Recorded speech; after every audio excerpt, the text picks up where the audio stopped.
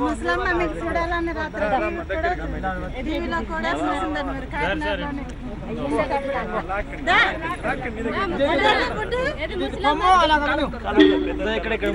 మీరు కాకినాడలోని హాస్పిటల్లో ఉన్నారని తెలుసు.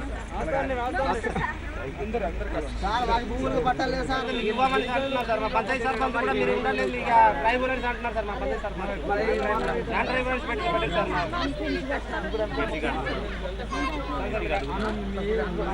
మేము మొక్కుకుంటాం సార్, మేము మొక్కుకుంటాం సార్. మాకు పట్టం కూడా ఇవ్వలేదు సార్. మాకు ఇల్లు అన్నారు సార్, ఇల్లు కూడా లేవు సార్. గ్యాస్ పోయిలు అన్నారు సార్, గ్యాస్ పోయిలు కూడా లేవు సార్. మాకు ఏ సదుపాయాలు లేవు సార్. మేము కూడా అడిజంతులా బతుకుతున్నాం సార్. మాకు ఏ సదుపాయం లేదు సార్. ఏ ఆటలు పడించుకోవడం లేదు సార్. మీరు అది కూడా కొద్ది ఆదుకోవాలని మొక్కుకుంటాం సార్.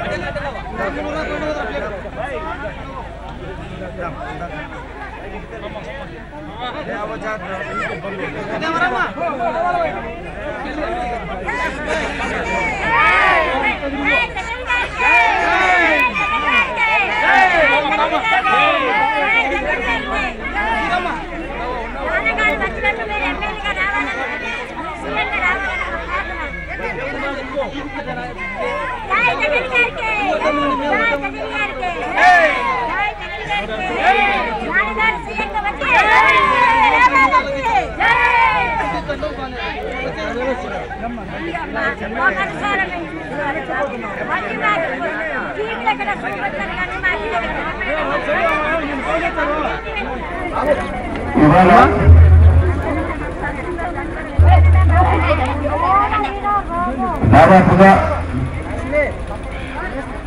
17 మంది చనిపోయిన పరిస్థితుల్లో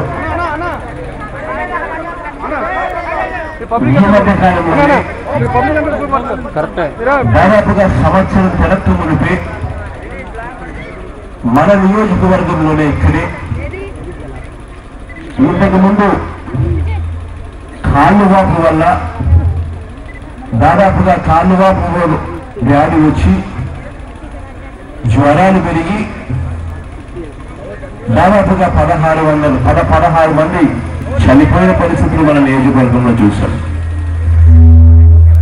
ఈ మధ్య కాలంలోనే ఇదే సంవత్సర కాలంలోనే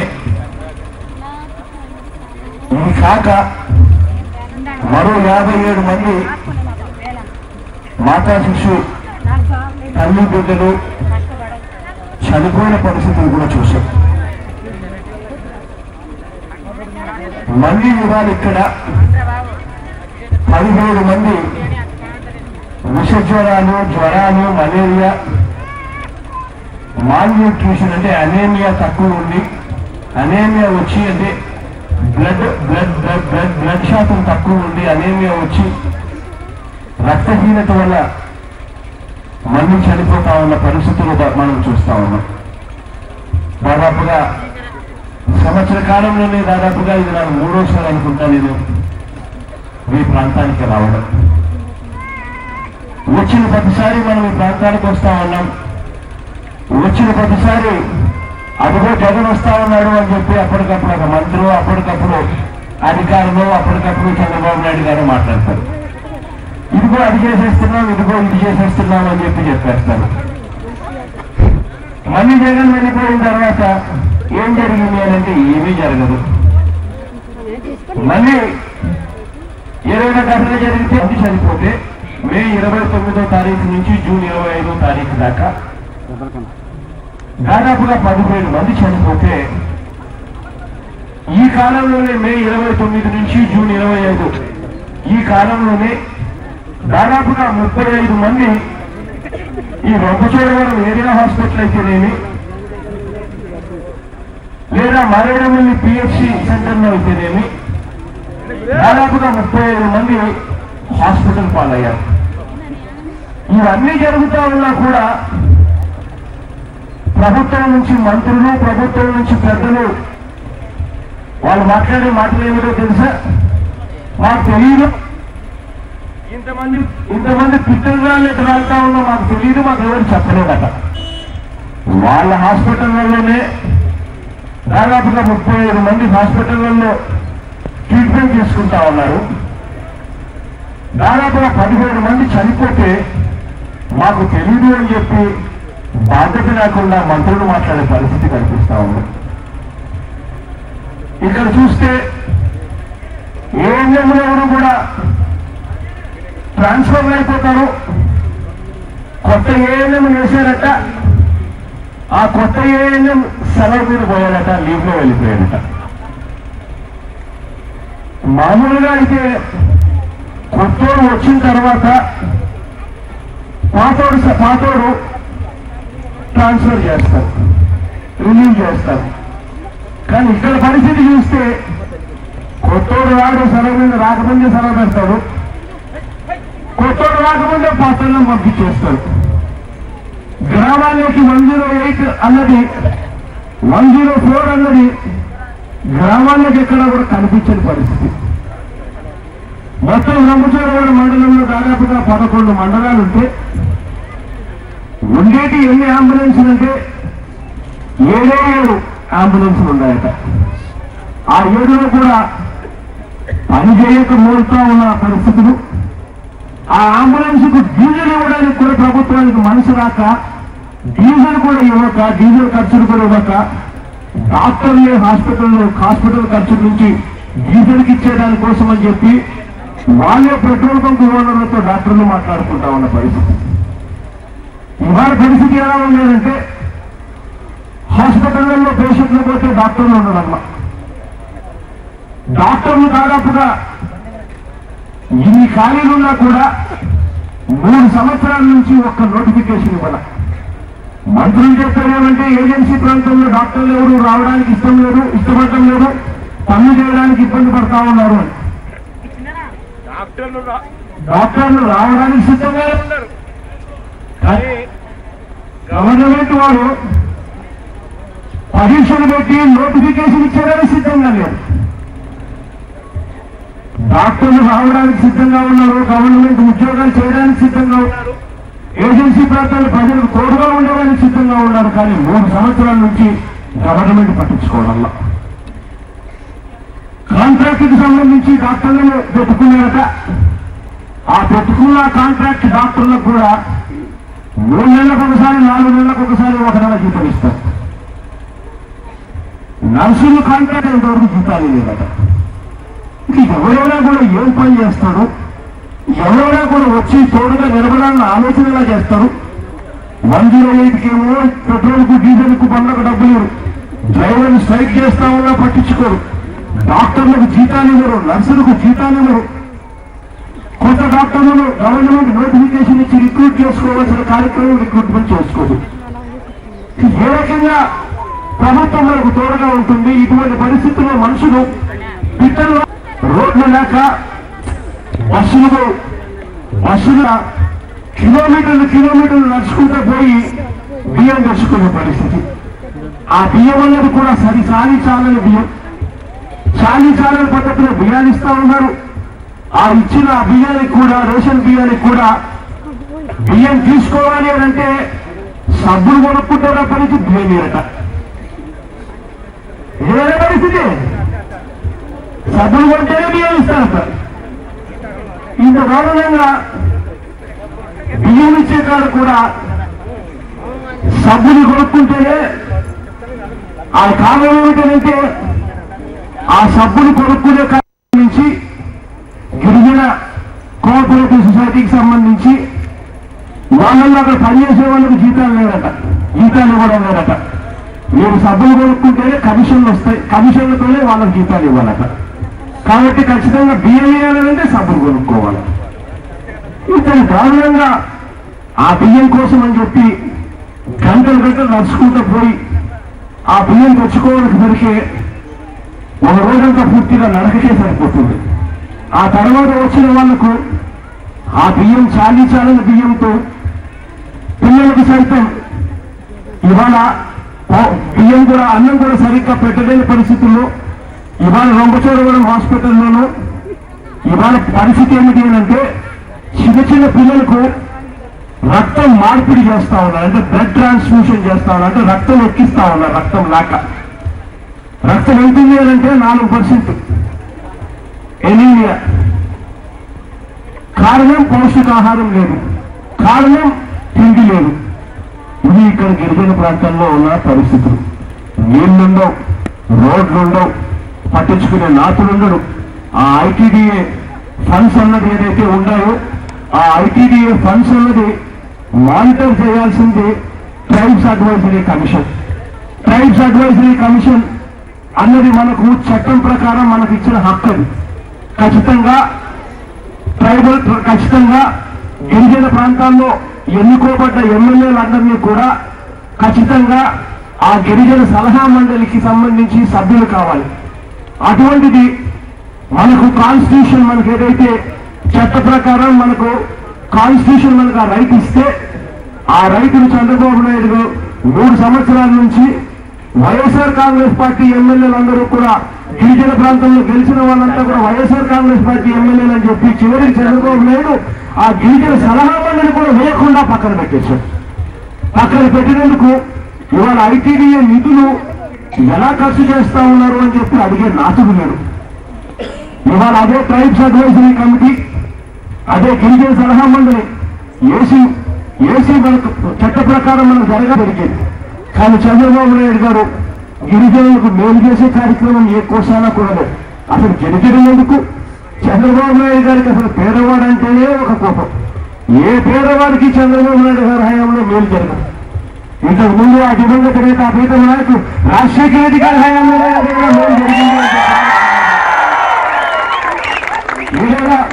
నిజంగా పేదవాడికి ఏదైనా భూములు ఇచ్చిన పరిస్థితి ఎక్కడైనా ఇచ్చినారు అంటే అది ఒక్క దివంగత పేదవాడికి ఏదైనా ఇల్లు కట్టించినారు అంటే అది ఒక్క దివంగత పేదవాడు 20 నిమిషాల్లో అంబులెన్స్ వచ్చి పేదవాడిని హాస్పిటల్లో చేర్పించి వైద్యం చేయించింది అంటే అది ఒక్క దివంగత ఇంజనీరింగ్ కాలేజీ లాంటి కాలేజీల్లో చేరితే ఆ కాలేజీల్లో ఆ దివంగత నేత ప్రీతమ నాయకుడు రాజశేఖర రెడ్డి గారు ఆ పిల్లలు చదివించే దానికోసం ఎంత డబ్బు ఖర్చు అయినా కూడా పర్వాలేదు, పూర్తిగా దానికి సంబంధించిన ఫీజు రీయింబర్స్మెంట్ ఎంతైతే అవసరం ఉందో అది పూర్తి ఫీజు రీయింబర్స్మెంట్ కింద ప్రభుత్వం ఇచ్చేది చూస్తే కేవలం 35,000 రూపాయలు మాత్రమే ఉంది. మిగిలిన 65,000 పరిస్థితి ఏమిటి అని అడిగితే ఇల్లు అమ్ముకుంటారులే అని చెప్పి ఇవాళ ప్రభుత్వం ఆ పిల్లలు చదువు మానేసే పరిస్థితిని తీసుకొని పోయే పరిస్థితిలో ఉంది.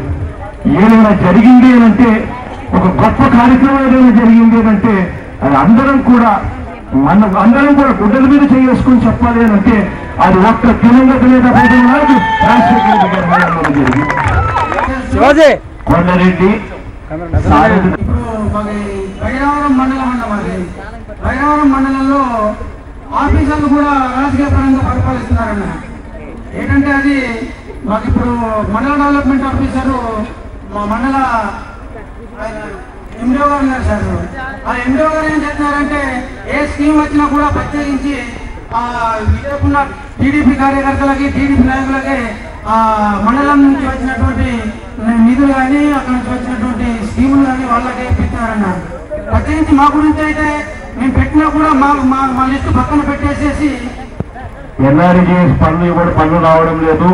మీ దాంట్లో ఇప్పుడు ఉన్న పరిస్థితుల్లో ఇది మీ చనిపోతా ఉన్న పరిస్థితుల్లో హాస్పిటల్ ఎవరైనా డాక్టర్లు ఎవరైనా 108లు కానీ 104లు కానీ వైద్యం కోసం అని చెప్పి డాక్టర్లు కానీ వీళ్ళెవరైనా కూడా ఈ 2-3 రోజులు ఈ 4 రోజులు పక్కన పెడితే ఇంతకు ముందు ఎవరైనా మీ గ్రామాలకు వచ్చి మీ గ్రామాలలో ఎవరు ఎలా ఉన్నారు, ఎలా బతుకుతా ఉన్నారు, టెస్టులు కానీ ఇంకొకటి కానీ చేయడం అనేది జరిగిందా?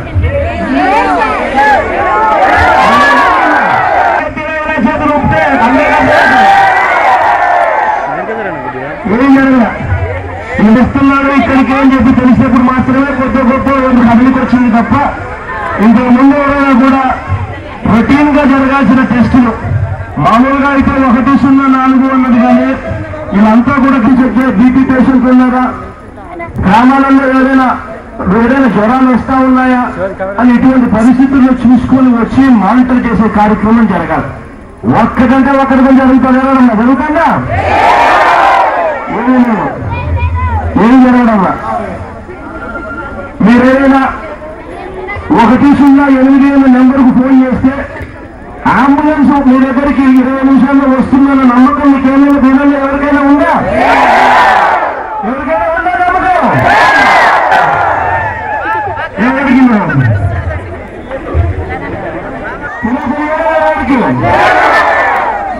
ఇంతకుముందు మనం వస్తానంటే మనం ఇచ్చినాము.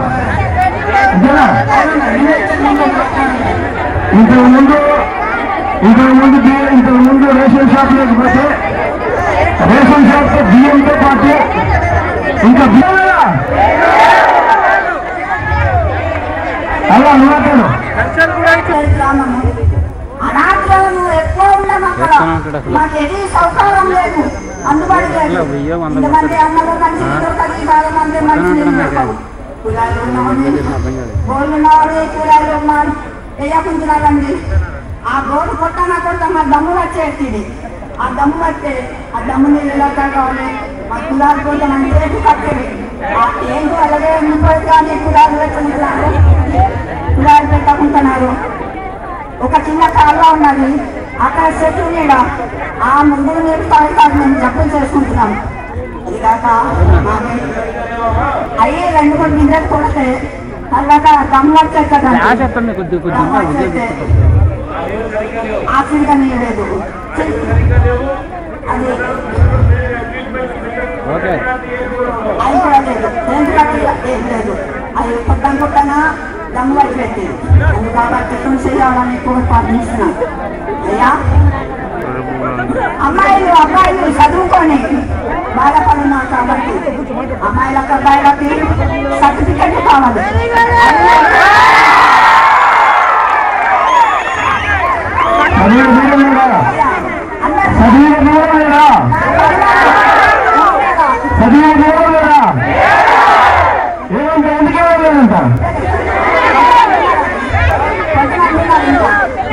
నా కబుర్లు నిజాలున్నారు అందరూ కూడా. కొంతమంది ఎందుకు ఇవ్వడం లేదు ఒక మాట తెలుసు మాట్లాడండి అంతేమ్మా. కరెంటు చూసినాడు కాలు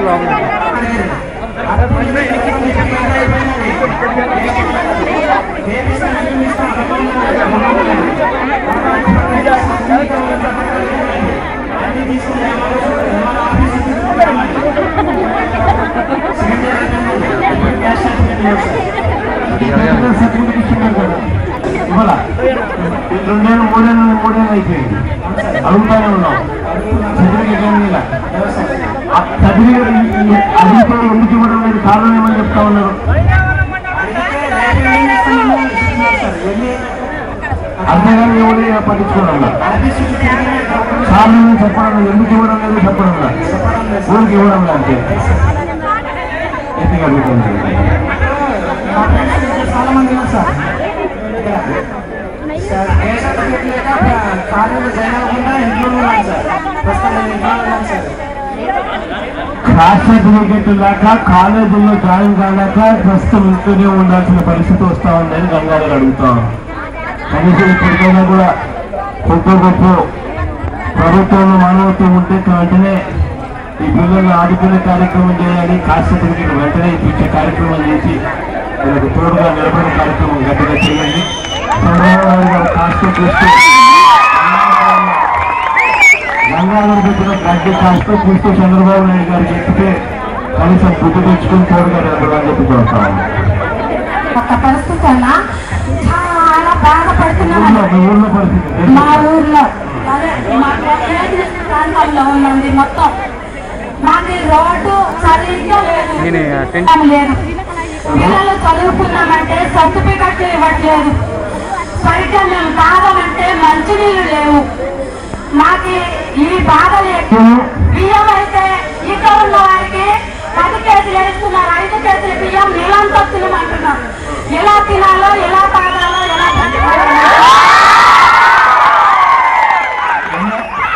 ఉపాధి హామీ పనులు జరుగుతూ ఉన్నాయి, ఉపాధి హామీ కార్డులు లేవు, పనులు జరగడం పనులు జరుగుతున్నాయి. ఉన్న వాళ్ళకి కార్డులు ఇచ్చారు, కొంతమందికి జాబ్ కార్డులు ఇవ్వలేదన్న. కావాలని జాబ్ కార్డులు ఇవ్వడం కావాలనే ఇవ్వలేదా లేకపోతే ఎందుకు ఇవ్వలేదా మండలంకి వెళ్ళి అడుగుమంటున్నారన్న. మండలంకి వెళ్ళి అడిగితే ఉండు కంగారు పడవద్దు, కొన్ని రోజులు పోవాలి, ఆఫీస్కు వెళ్ళాలి, అక్కడ నుండి రావాలి, ఆటోతో వస్తే ఆటోతో అప్పుడు మీకు కార్డు ఇస్తాము అని చెప్తున్నారన్న. చాలా మందికి ఉపాధి పనులు కూడా లేని పరిస్థితులు. 30 రూపాయల కూలి తెచ్చుకొని మేము ఎన్ని రోజులు తినాలన్నా 3 కేజీల బియ్యం వస్తాయన్న 30 రోజులకి. మా కుటుంబం చూస్తే 10 మందిని 20 మందిని అలా ఉంటున్నామన్న, తల్లులు పిల్లలు ఒక ఇంటిలో. ఇప్పుడు అడగగా పెంకులు ఇచ్చారన్న.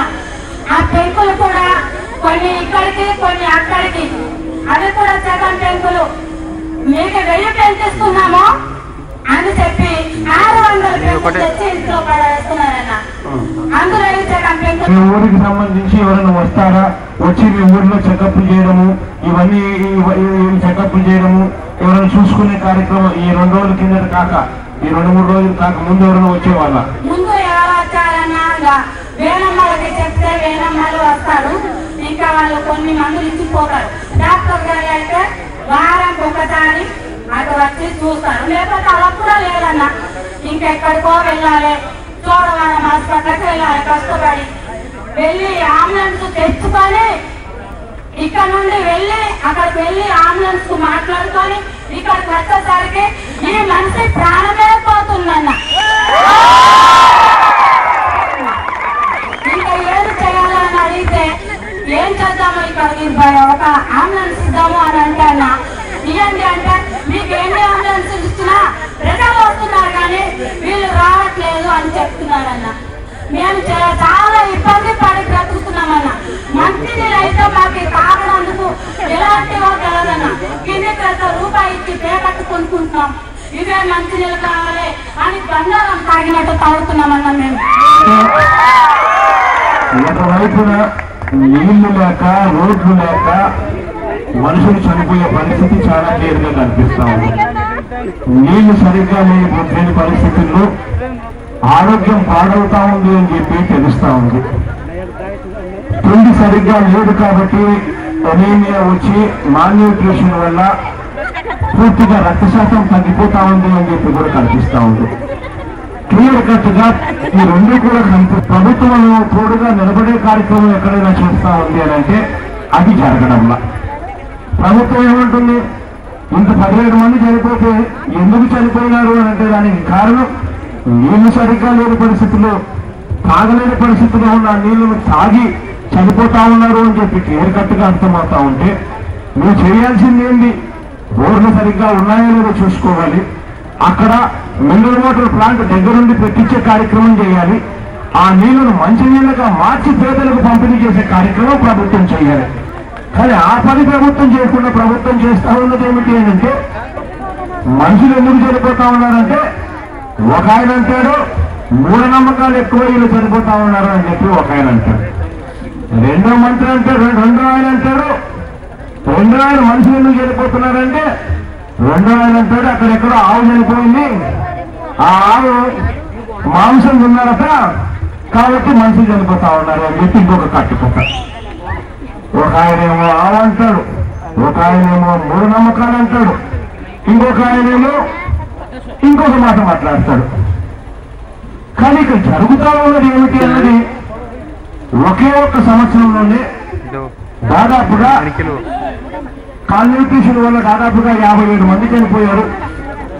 అది కాక ఇవాళ 17 మంది చనిపోతా ఉంటే క్లియర్ కట్ గా నీళ్లు సరిగ్గా లేని పరిస్థితి కనిపిస్తా ఉంది, తిండి సరిగ్గా దొరకని పరిస్థితి కనిపిస్తా ఉంది, ఉపాధి హామీ పనులు సరిగ్గా చేయడం లేదు అని చెప్పి కూడా కనిపిస్తా ఉంది. తద్వారా వీళ్ళందరికీ కూడా రావాల్సిన డబ్బులు రావడం లేదు, రానందువల్ల వీళ్ళ దగ్గర డబ్బులు లేని పరిస్థితిలో వీళ్ళంతా కూడా బతుకుతా ఉన్నారని క్లియర్ కట్ గా కనిపిస్తా ఉంటే వీటి ఏ ఇష్యూస్ ను ప్రభుత్వం అందరూ అడ్రస్ చేయకుండా ప్రభుత్వం ఏమో తప్పించుకునే కార్యక్రమం చేస్తా ఉంది, క్లియర్ కట్ గా అర్థమవుతా ఉంది.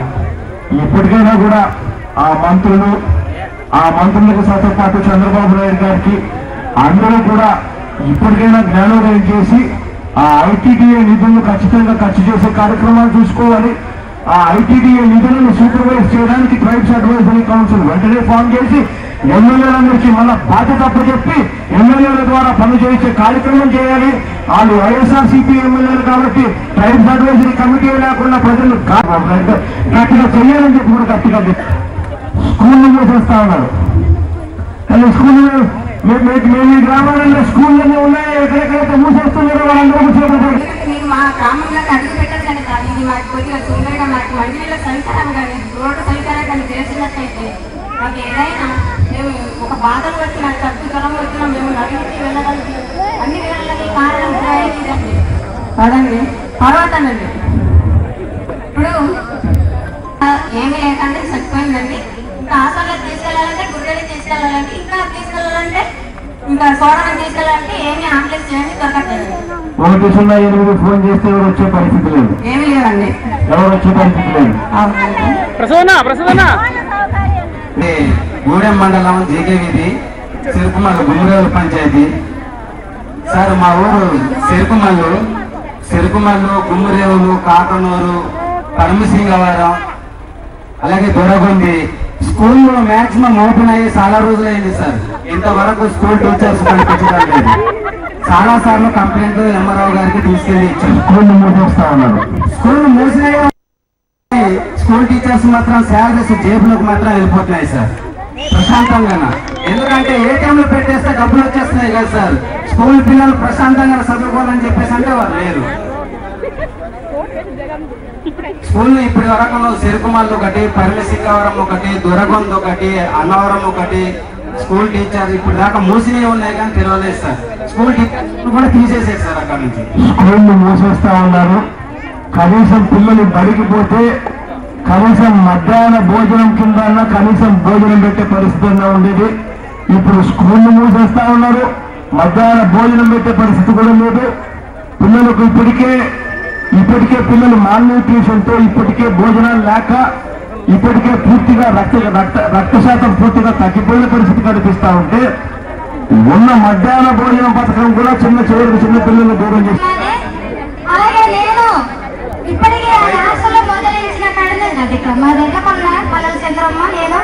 అక్కడ వంట చేసుకునేదాన్ని. నేను చాలా పేదలండి, నాకు 4 బిడ్డలండి. 4 బిడ్డలకి అక్కడ వంట చేసుకుని స్కూల్ మూసేశారండి. ఇప్పుడు 2 సంవత్సరాల నుంచి మూసేశారు. నేను చాలా ఇబ్బందిగా పడుతున్నాను. ఎందుకంటే నా పిల్లలకు భోజనం పెట్టే పరిస్థితి, మధ్యాహ్నం భోజనం పెట్టే పరిస్థితి ఉండేది. ఇక్కడ పిల్లలకు ఆ భోజనం కూడా లేవు. పిల్లలు లేదనేసి మూసేశారు. మరి ఎవరు ఇంటర్వ్యూ సెలెక్ట్ చేశారు? నీకు పని లేదని చెప్పారు. మొన్న కూడా అడిగారండి. ఎంతమంది పిల్లలు ఉన్నారు మీ మండలంలో? 10 మంది దగ్గర ఉన్నారు పిల్లలు. 10 మంది నాకు లేదని ఎక్కేశారండి. నేను 1000 రూపాయలు చొప్పున ఇక్కడ 15 సంవత్సరాల నుంచి కూడా అక్కడే చేస్తున్నాను. ఒక సంవత్సరం కూర్చోడం అసలు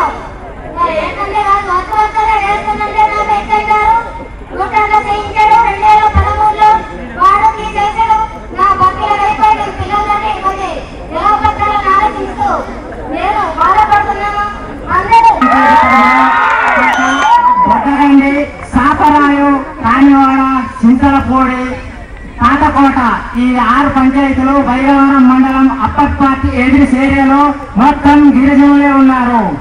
గిరిజనులకు న్యాయం జరుగుతుంది అని ప్రభుత్వం అనుకుంటుంది, కానీ మొత్తం అన్యాయమే జరుగుతుంది. వస్తారు, ఎప్పుడు వస్తారు, ఎప్పుడు అని కలగన్నాం.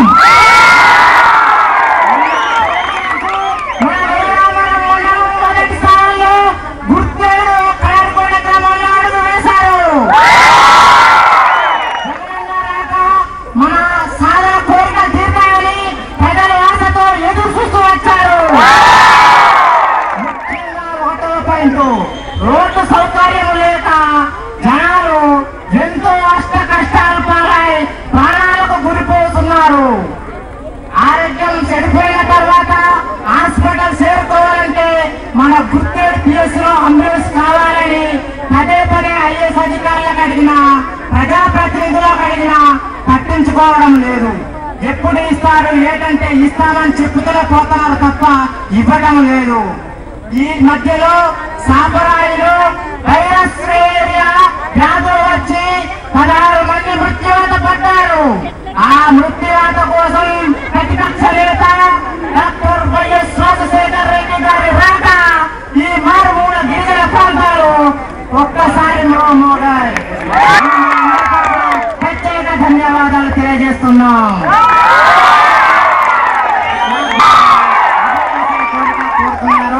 మరి సమయం ఇవ్వట్లేదు, ఇంకా చెప్పవలసింది మరి ఉంది, కానీ చాలా మంది చెప్పుకోవాలని కంగారు పడుతున్నారు. చాలా మంది ఉన్నారండి. ఇంచుమించు మినిమం ఇప్పుడు నేను రేషన్ కార్డుల గురించి ఎక్కువ మాట్లాడాలనుకుంటున్నాను. నిరుపేదలు పెళ్లిని చేసుకుని 5, 6, 7, 8 సంవత్సరాలు అయినా సరే ఆ కుటుంబాలకి మాత్రం రేషన్ కార్డులు అసలు లేవండి. ఇంటర్ డిగ్రీ చదువుకున్నా సరే వాళ్ళకి సరైన సర్టిఫికేట్లు లేవండి. ఎందుకు సర్టిఫికేట్ లేదని అడిగితే 1950 ప్రూఫ్ ఉండాలంటున్నారు. ఆ ప్రూఫ్ కూడా మేము ఇచ్చినా కూడా ఆ యొక్క సర్టిఫికేట్లు ఆ యొక్క అధికారులు 3 రోజులు పనిచేయడం జరుగుతుంది. కనుక దయచేసి మాకు సర్టిఫికేట్లు ఈ ఏజెన్స్ ప్రాంతంలో ఉన్న ప్రతి గిరిజనుడికి సర్టిఫికేట్ కావాలి. వాళ్ళు చదువుకునేది మరి సర్టిఫికేట్ లేకపోతే ఆధారం లేదండి. ఈ మారుమూల ప్రాంతంలో చదువుకునేదంతా కూడా వ్యర్థమైపోతుంది. మరి ఎంత చదువుకునే దానికి విలువ లేకుండా అయిపోతుంది. కనుక ముఖ్యంగా ఉపాధి కార్డులు ప్రతి కార్డులో పేరుండి కూడా లిస్టు లేకుండా చేస్తా ఉన్నారు ఈ రోజు ఎక్కువ. అయినా ఉపాధి పనికి మేము వెళ్ళినా కూడా ఆ యొక్క పేరున్నా కూడా గ్రూప్ లో ఎంట్రీ లేకుండా చేస్తా ఉన్నారు. మేము ఈ ఏజెన్సీ లో వ్యవసాయం చేసుకోవాలి, కూలీ చేసుకోవాలి. కూలీ లేకపోతేనే మాకు అది కూడా ఈ రోజు మాకు దిక్కు లేకుండా చేస్తా ఉన్నారు. కనుక ఈ పనిలోకి వెళ్ళినా కూడా సరైన కూలీ నిజంగా రైతులకు అందుబాటులో లేదండి. దయచేసి ఈ యొక్క ప్రతిపక్ష నాయకుల దగ్గర మేము తెలియజేసుకుని మరి ముఖ్యంగా ఏంటంటే ఈ పేద గిరిజనులు ఈ రోజు అందరు ఇక్కడికి వచ్చింది ఏంటంటే మరి మా పేర తన మోహన్ అదే ఈ కలర్కు ఆశలు పెట్టుకొని ప్రజలందరూ ఇక్కడికి వచ్చారని మరి మా యొక్క ఈ యొక్క విన్నపాలను మీరు గమనించి మాకు ఉపాధి కల్పించాలి. రేషన్ కార్డులు ముఖ్యంగా నిరుపేదలకు మరి మాకు అన్నిటి కూడా మాకు అమల్లో జరిపించాలని కోరుతాం. ఇక్కడ పడతా ఉన్న బాధలు నిజంగా ఆరోగ్యం అన్నది లేక సమస్యలు తిరగమునిపై దాదాపుగా 100 మంది పైచీలకు పిట్టలు కాలినట్టుగా రాలుతా ఉన్న పరిస్థితులు. ఇక్కడ తినడానికి పెళ్లి గంటలు కూడా సరిగ్గా వజ్రలు ఏట్లుండవు. ప్రభుత్వానికి సంబంధించిన ఏ సహాయం కూడా అందరి పరిస్థితులు ఇవాళ గిరిజనులందరూ కూడా ఆక్రోశిస్తున్న తీరును కూడా కనీసం ఇప్పటికే ఏమవుతుందేమో ఆశిస్తున్నాం.